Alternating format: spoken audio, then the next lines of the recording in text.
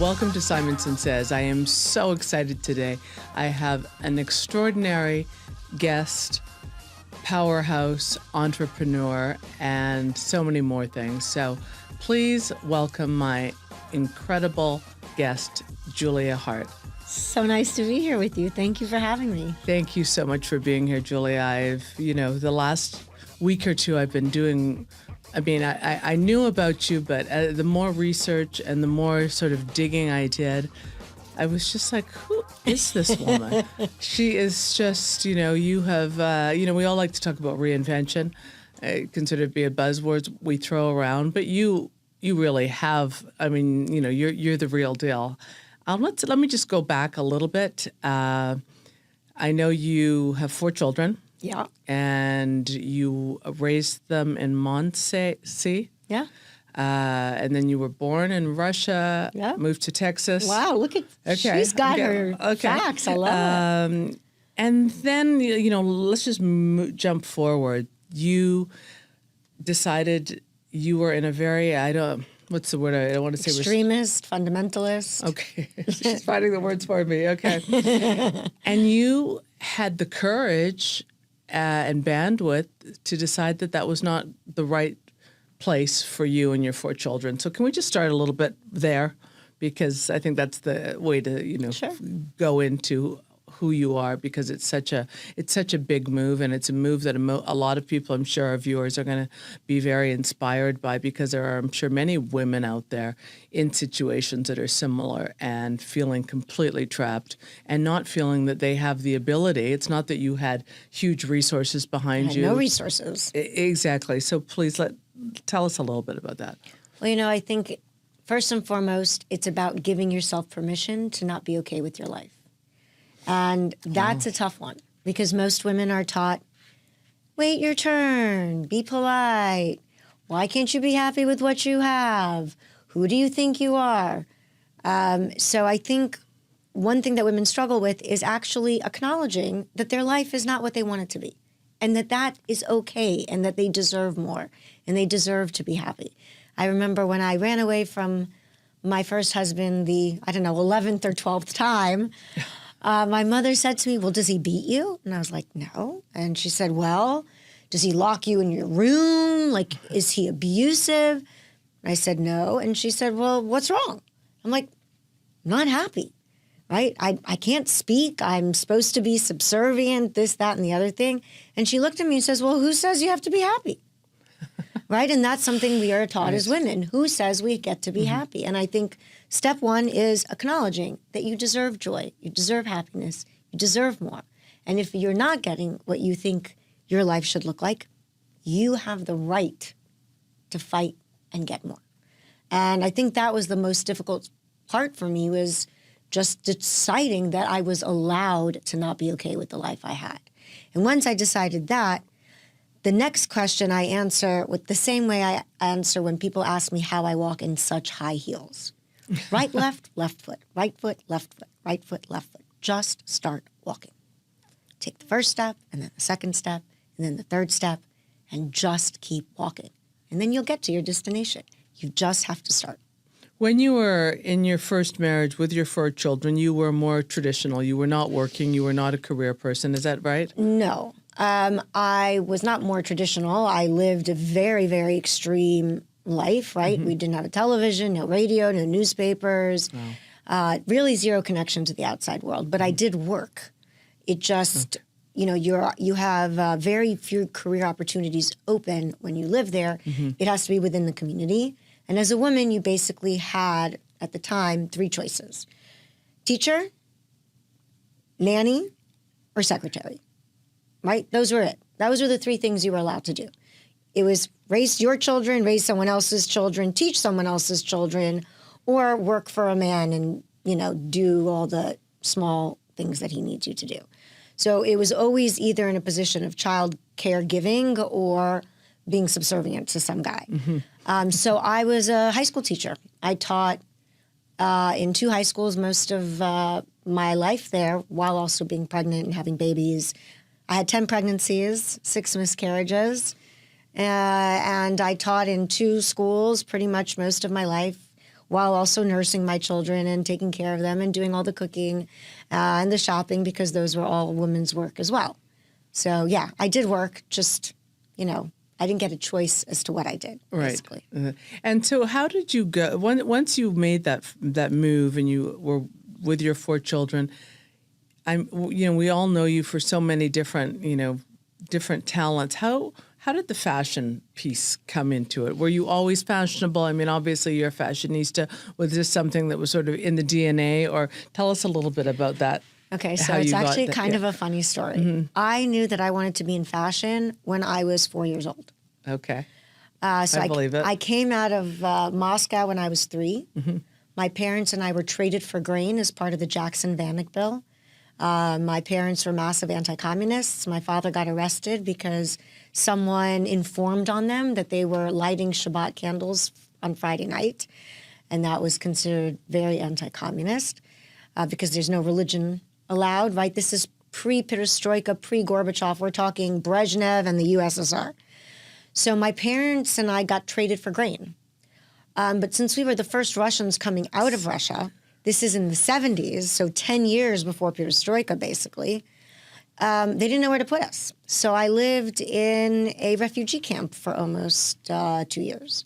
So I lived in a refugee camp in Vienna, Austria, and then for 9 months in the Vatican. And when I was living in the Vatican, we had left when I was 3. By the time I got to the Vatican, I was 4. By the time I came to the United States, I was 5. But when I was 4 years old and I was living in this refugee camp in the Vatican, there was this other family.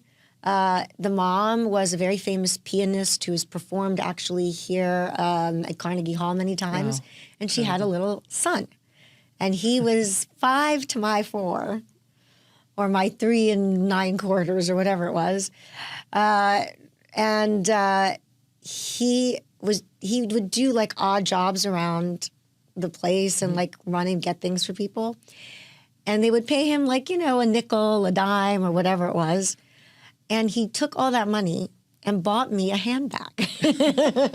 My first gift. What a great story. I remember I held on to that handbag until my last move back to New York in my late 30s. Wow. And then somehow it just disappeared, which is really sad. It was actually heartbreaking. Yeah, totally. And when I was 4 years old, I started drawing that handbag. Wow. And then I drew other handbags. Mm-hmm. And then I started drawing. So I was literally drawing items of clothing and handbags and shoes when I was 4. So it's And my whole life through, I was always drawing. I taught myself how to sew at 16. I started making my own designs and sewing them together by hand. So I literally would sew my clothes, and I would always bring a needle and some thread in my handbag because a lot of times pieces would fall off and I'd have to sew them back on in the bathroom. I always got in trouble, even though I was covered head to toe and I followed all the laws, right? So in my community, none of your body can be uncovered below your collarbone, above your elbow. So you have to be below your elbow, above your collarbone, 3 inches below your knee, and above your ankle. So the only parts of your body that are uncovered are from basically the bottom half of your arm and your hands and your face, and that's it. Wow. The rest of your body is completely covered. And your hair. And your hair is covered. Yeah. The only parts of my body that were uncovered until I was in my mid-40s were my face and my hands. That's it. And so although I had to be covered head to toe, the way that I dressed was very atypical, meaning I followed the letter of the law, but not the spirit of the law. So I wore very colorful clothing. I wore very form-fitting clothing. I was very fashionable. And I constantly get in trouble. And I would say, but I'm keeping all the laws. And they would be like, yeah, but you're too fashionable. You're too fashionable. So this has been, this is so integral and innate to who I am as a human being. This is my DNA. And in fact, it brings me to Your Body by Julia, because when I was, sort of uncovering that and discovering, it's such a great concept. It's colorful. Yeah. It's the opposite of other lines. I don't have to mention other brands, but your brand, just for all the viewers to know, is color. It's actually like fashion, right? That's the whole idea. I hate the idea of women feeling insecure or uncomfortable, because to me, if you look at everything I've done, the one line that always is there is freedom. Whether it's freedom from discomfort, freedom from inferiority, freedom from financial insecurity, whatever it is, it's having the autonomy to decide who you want to be, how you want to feel, how you want to look, and what you want to spend your money on. So shapewear, I think as of today, it's an $8 or $9 billion industry. So that's a lot of women wearing shapewear. And most women who wear shapewear don't want anyone else to know they're wearing shapewear. They don't want women to know they're wearing shapewear. They don't want men to know they're wearing shapewear. It's a point of embarrassment, or people feel uncomfortable to tell other people. Feels like something's wrong. Like something's wrong with you, right? Something's wrong. So I wanted to create shapewear that women weren't embarrassed to wear. That if someone was undressing them, whoever was undressing them, they wouldn't have that insecurity of, oh my gosh, they're going to see me in my shapewear. And so we had to basically change the way clothing is colored. Because the reason shapewear is traditionally beige, white, and black is because it's the most elasticated fabric on earth. And when you have something heavily elasticated and you stretch it, if you have a pattern or a color, you get those nasty white lines.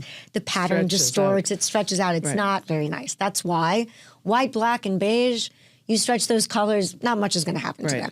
But you take a patterned red and try stretching that, you're going to see the difference. You're in trouble. So we changed the way that we color clothing. We actually created a new way where we put in heat fusion. So we fuse the color into the fabric. So you can stretch it from here to eternity and it doesn't budge. Incredible.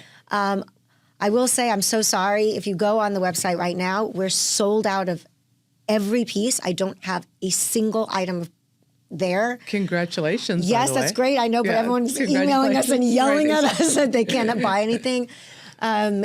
It's coming, because of the tariffs, things were a little bit delayed. Maybe by the time we air, Julia's going to make sure so that they're hopefully in the next few weeks, we will be getting new inventory. And so I am very sorry if you're trying to buy. We know, and we are working very hard to get more product in. The thing that's coming now, which is, the shipment we're very excited for, is one of the comments that women made to me when we first started selling this was, wait a minute, if you can color it and it's still shapewear, why are you making us wear shapewear altogether? Make clothes, put shapewear in there. And I was like, oh my God, that's genius. Right, genius. And so I've done exactly that. Our next collection is ready to wear. It's shirts, tank tops, T-shirts, bodysuits, camisoles with your shapewear built inside. And to make it really insanely comfortable, we've also built the bra into your clothing. So for the first time, you can buy this gorgeous woman who's sitting to our left is wearing a bodysuit. Am I correct? Okay. Her bodysuit, I'm going to guess she has a bra underneath there. And if, she's so skinny, but if she wasn't, she may also be wearing shapewear underneath. Our bodysuit, you buy this bodysuit based whether it's an extra small, a medium, or large. Ours is not just extra small, medium, or large. It's also dependent on your bra size. So you can buy a cup small or a double D cup small. Wow, it's incredible. And there's no straps. There's no pain. We utilize the structure of the garment to hold the bra in place. So I'm a 54-year-old double D. And as we all know, whether we like it or not, when you get a little bit older, they don't tend to stay in the same place. They have a mind of their own. They go wherever they want. This holds them in place, and I don't have a strap. It's so obscenely comfortable, and it looks like regular clothing. So that's kind of, that's really exciting about Body by Julia is this kind of aggregate of your bra, your shapewear, and your clothes all put into one. And in spring of 2026, we will be introducing bridal wear. Oh, that's amazing. So you can have your bridal gown with your bra built inside and your shapewear, so you're not wearing 9 million layers with 1 million buttons, and you're not sweating your blobbity-blook off. Was this, I know you were running La Perla, so La Perla preceded this? I actually started this concept, but just in suits and things. I didn't have shapewear built inside as well. So this is kind of taking what I did in La Perla, which, kind of exploded our sales. Right. Until I came in at La Perla, they were doing around $4 million a month in sales. When I was creative director, we went up to around 12 million a month in sales. Wow. And then when I left, it went back down to 4 million. Do you think you had something to do with it? I may have had something to do with that. But you think? So we started that kind of concept in La Perla, and now I've just expanded it to also include shapewear. How do you think, obviously there are other very famous celebrities that have very successful brands. How does your line differentiate from the other, quote, competitors on the block? I'm not a celebrity with a brand. I'm a businesswoman with a brand who happens to also be a celebrity. Got it.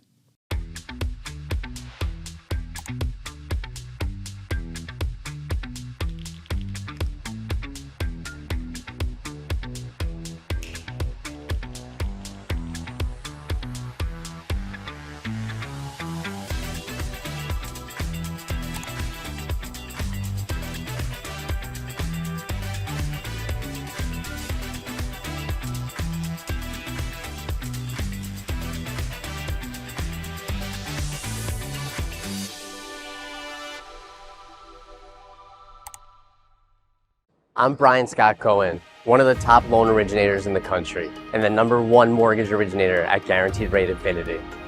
Guaranteed Rate Infinity arguably has the most advanced tech in the industry. Our completely digital loan process makes it easy and efficient for homeowners, from a 15-minute pre-approval to the digital application and through closing. My team and I would love to help you get into the home of your dreams. From residential and commercial closings to litigation, Romer DeBoss is your full-service real estate law firm. We blend big firm knowledge with boutique-level attention, delivering outcomes that exceed every expectation. Contact us at romerdeboss.com. Looking to stage a property but on a tight budget and timeline? Stage with Stage and Fold. Stylish, lightweight, foldable, 3D printed cardboard furniture that looks real. Quick delivery and easy assembly. Staging starts at just $199 a month per room, and setup takes less than 30 minutes. Contact us today to stage smarter, sell faster, save thousands with Stage and Fold. I just want to go, not back to, but when we had lunch a few weeks ago, you brought up data and how one of your companies, you get all of this data. So you really are able to kind of predict what people want, what the next move is. And I actually just came back from a conference, which was incredible, on the West Coast. And they were talking about, just sort of state-of-the-art AI. And it was a little bit, some of it was over my head, but it's pretty amazing what's going to happen if even half of it's true over the next 5 to 10 years. But what you were talking about was sort of like that. I mean, you are, able to predict what, my children, your children. Tell me more about that, because I kind of left lunch and I said to my assistant, did you understand that? Because that's like, different level, amazing. And he was like, I think we did, we were just sort of, it was amazing. So can you not dumb it down? Yeah, Sure. I guess dumb it down for me. Well, I took a $70 million modeling agency and we transformed it into a $1 billion media conglomerate, and we did it predominantly and primarily with data. Because when I came into the industry, I realized that, it wasn't about the runway or the football stadium. All of those, to me, are just forums of fame. But what gives talent power is the fact that they have an audience. They are the new media, right? Right. And when I took it over, I realized that I wanted to sign up everyone. It didn't matter what you do. If you did it better than anyone else, we would sign you up. So we signed up deep sea divers and mountain climbers and rollerbladers and the world's most famous fencer. And whatever you did that was better than anyone else, we signed you up. And then you have all of this aggregate data from 2.4 billion people and their viewership. And so we were able to, make advertising more honest. Why? Because we were able to utilize that data to connect our talent that actually believes in that product or uses that product to talk about it to their audience, and to specify the audience members that already had purchased a similar product. Incredible. And so what it enables you to do is create a level of specificity that was unavailable before. And also it made marketing quantifiable and trackable. So our first big campaign in 2021 was for Steve Madden. And it is the first time in history, fact check me, because we've had this fact check multiple times. I can tell you this. We can fact check, right. It is the first time that in a third quarter earning call in a public company, they were able to attribute the highest sales in their company's history and the most traffic to their website to our campaign. Why? Incredible. Because our campaign was built on data. And they were able to actually track every penny they spent and see where it went and whether or not it brought a person to their website or to their store or to purchase something. We created an entire system where brands could literally pop their heads in and see what their dollar was buying them. So that for the first time, a CMO could go to the CFO and say, hey, this is what we spent, this is what we got. So ad spend became working dollar for the first time, and that was huge. And we did, I think, there was a few months in 2021 where the world was open in between the different COVIDs. Right. We did over 4,000 deals in those few months, and we outperformed the KPIs as part of the contract in 100% of them because I took the guesswork out of marketing. Yeah, it's really incredible. I want to just jump. There's so many different points I wanted to cover today with you. Tell us a little bit about your show, The Unorthodox Life. How did that happen? Just, share anything I basically relevant. knocked on their door. I did not have an agent. I wasn't represented by anyone. Why did you decide to knock on someone's door? For the same reason that I wrote my book. Because I think my story, even though may be extreme, what I've learned after being in the outside world in the 21st century for the last almost 12 years. Oh, wait, it's November. It's 12 years. Oh my gosh, holy cannoli. What? I've now been out of my community for 12 years. Like literally a few days from now, it'll be 12 years. So it was let me do my math, 2014? It was 2013. 13? Yeah. Oh, 2025, Yeah. right. Yeah. So take us through that 12 years. Well, this is, now I've completely, I completely lost my train of thought. Well, we're talking about how you got to your television show. Oh, the show, right. So, what I learned, I started with them, I guess, 2020, 2019, working on it, is that as much as the 21st century and the modern world is a lot more open for women, it's really not. Wow. And all the things, like I thought that all of the, in my community, right, a woman is clearly in a inferior position. Her husband is her master. She's supposed to listen to him. She's supposed to be quiet. She's supposed to be subservient to him.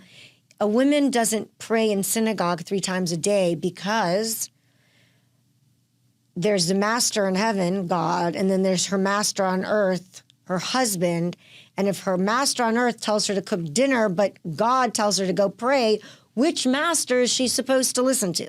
That's literally why women don't go pray. So in my community, obviously, women are very, second-class citizens, so to speak. And again, it's very specific to my very small, extremely Orthodox community. I am the proudest Jew you could possibly find. I'm constantly wearing Stars of David. And as you know, since October 7th, I've become a very vocal advocate for the Jewish people and against anti-Semitism. Yes. And I always say I love every person in my community. People aren't the problem. It's the laws. We've got to get rid of these laws. Changing a law doesn't mean you don't love something. It just means you want it to be better for women. Right. However, what I found out is in the 21st century, in the modern era, here, now, women are still inferior to men. They're treated, not that they are, but that they're treated as if they are. Think about the vocabulary. That to me is always the quintessential proof. When a man is successful, he's a captain of industry. He is a tycoon. He is a brilliant businessman. What's a woman? She's a badass bitch. Right. Bad, negative connotation, ass, negative connotation, bitch, negative connotation. Right. When a man attracts people and people find them wonderful to be around, you call them charismatic. When a woman does the same thing, she is seductive. Again, negative connotation. When a man is forceful or, tough, oh, he's tough, right? When a woman is that, she's a shrew, she's a bitch. Every word we use to describe successful women is negative. Right. Definitely, there are absolutely different connotations. So, what was the experience of the television show for you? And what I think it's still, we're going to be seeing more of the show, right? I'm legally not allowed to say. Okay, so that's to be continued. But what was the experience so far of the show, and what was the reaction? It's not an easy thing to do because if you've seen the show, I've seen the show. Really do let it out. Yeah. I'm not hiding anything. It's totally unfiltered. Yeah, I mean, it's about as unfiltered as you can humanly get. For sure. Everyone needs to watch it if they haven't. And the reason that I chose to do that was if the whole purpose of doing the show was that my story can inspire other women to write their own story, to leave their, difficult situations. We're at close to now 1 million. We're 900 and some odd 100,000 in of emails, DMs, text message, actual physical letters that I've received from all over the world from women who have changed their lives because of the show. I know of 2 women who chose not to commit suicide because of the show. That's incredible. There are like 2 million walking around the planet who are alive because they watched the show, which is a pretty crazy thing. I was at a fashion event during Fashion Week, and a woman, this really beautiful, tall woman, came up to me, and she bursts out crying in the middle of a fashion event, lifts me up, and starts hugging me. And I'm like, okay, I don't know you. Can you please put me down? What is happening? And she puts me down, and before she doesn't say anything, she pushes back her dress, and her entire back is cigarette. Oh my goodness! Burns. And let me see if I could tell this story without crying. And she says to me that she got married to this guy when she was 20 years old, and she was in her 40s. And for 20-something years, he beat the shit out of her. And she had no education. She didn't know where to go. She didn't think she could ever restart life. And she told me that the day she saw my show, she said, I binge-watched it until like 4 in the morning, and I didn't go into bed. I packed my bags, and I walked out the door. And now here she is. I guess it was a year or 2 later, and happy, got a divorce, living her life. And so that's why I did it. I did it for women to tell their story. And to do that, you have to be honest. Yeah. You have to show that it's messy and it's difficult and it's hard and things go wrong and people attack you, and it's still worth it. Well, but I also think you're authentic and you're relatable. So that is probably the reason you have saved lives, and people are following you and want to know more because they know that you're the real deal. Well, it's so in a way it's kind of uncomfortable because I do show things of my life that, make me scared. I don't want to use the word. I don't know what but it's terrifying. Right. It is terrifying to let it all out, to tell the world your absolute truth. But that's the only way to do it and help. I don't see another way, because if it's fake, if you make it easier than it really is, then people will know. And then you're not inspiring anyone, you're not helping anyone. So is it hard? Yes. Am I still happy I did it? 1,000%. Let me just jump into a little bit of something, of course, that I find interesting, real estate. What is when you're looking at real estate and your dream home or what you're looking for, what are the things that Julia I call them the negotiables and non-negotiables. I know you've had some great real estate. Yeah. So I just put my house up for sale here. Congratulations. I'm moving to Miami. Okay. She's moving to Miami. My daughter's there already. Right. I had promised my kids, Shlomo and Miriam also wanted to move, and I promised them when the divorce is over that I would move with them to Miami, because we are a package deal. We live in the same city. We work together. We travel together. Which 2 of your kids are in my... Well, Batshava's already there. She was kind of like the forerunner. She was supposed to go and see if we would like it. Okay. And now I'm moving there, and Shlomo is moving there, and Miriam is moving there. So we're all going to be in Miami. Why did you decide to leave New York for Miami? My kids really wanted to go to Miami, and I love Miami. I mean, the weather is amazing. Right. My sister lives there. You know, what I look for now that I'm doing this move and everything is land. I like land. I've been a wandering Jew for a long time. I want to put down roots. I want to be in a place where, I can do it for the long haul. And I'm also looking for a place in the Hamptons. And there I'm looking for, I guess, what you could call a compound. I want a place where I can build a house for each of my children and we can all be together. To me, it's about legacy and properties that I can leave to my family that will be around hopefully for hundreds of years. And I'm a big believer in farm to table. So in both of the places that I'm looking for a place where I could have like a farm almost, a full vegetable garden, fruit trees. I want to be able to pick the things that we eat. Is your pizza oven farm to table? She's the most incredible pizza oven. So actually I have two, terrace. Don't even laugh. I have one on each terrace. Okay. One is kosher because I have a son that's kosher and one is not. They are like full-on restaurant pizza ovens. That's why they have to be outside. Right. Because they can't incredible. be indoors. They are really amazing. Yeah. One last question about real estate. What do you look for in a broker when you're hiring someone? What are the red flags and this is the person I want to work with? Details. I think that would be my biggest word. I rented a place in the Hamptons a few summers ago, and I trusted the real estate agent who helped me, and it was a fiasco. The doors didn't close. The showers didn't work. And those are not things when you're walking around as a person that you're going to notice. You're not going to turn on every shower. Right. You expect your real estate agent to double check and make sure that those kind of things are working. Of course. So it's about details. And, having someone who understands what you're looking for, listening, and then making sure that you check those things that your client assumes you're doing. Right. Okay. Well, I'm licensed in Florida just in case. Just wanted to throw it I already out there. found a place, but we'll see what happens with it. But okay. Yeah, thank you. I'm sure you're an amazing agent. Thank you. If you were going back right now and you could do one thing differently, what would that be? I would leave a lot earlier.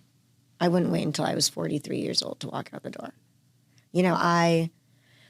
I took my SATs and my PSATs in high school, even though I didn't know what they were, right? They told us, we came in, they're like, oh, it's another school test, just take it. Right.